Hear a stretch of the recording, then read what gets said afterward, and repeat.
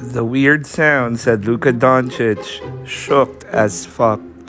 It was a typical press conference for Luka after game two. Then this happened. Just our sharing the ball and our energy was great. What do you think? Oh my goodness, look at Luka's reaction. Okay. Luka Doncic. He just couldn't believe what he heard, man. He was just shook as fuck, man.